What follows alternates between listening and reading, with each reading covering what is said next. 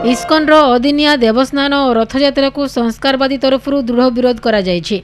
एहार प्रतिवाद रे पुराना बसस्टाण्ड ठारे ठाकुर सेवक तथा बलाराम जगन्नाथ मंदिर परिचालना समितिर उपदेष्टा त्रिनाथ महाराणा नेतृत्व में प्रतिवाद करा जायथिला। एथिरे जय जगन्नाथ मॉर्निंग वर्क्स क्लब और ओडिया भाषा आंदोलन कर्मकर्ता माने सामिल होइथिले।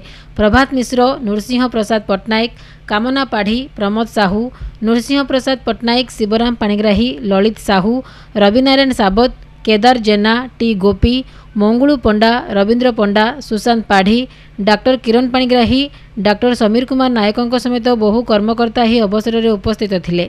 शेष में संपादक एस नागेश्वर पृष्टि धन्यवाद अर्पण करथिले। बहुत परितापर कथा जे आमर पंजिका अनुजाई नाना नीतिकांति नियम कानून सब करा जायछि। जेमिति पंजिकार लिखा जायछि ताकू गणना करा जाय ए रथयात्रा फिक्स होउछि तार सब गणना तो मते सतत जणा नै। आज सारा विश्व जतबेले ताको पालन करूछि अरे ठियांगडी के मध्य कृष्ण प्रेमिक इस्कन संस्था को मध्य धन्यवाद देउछु।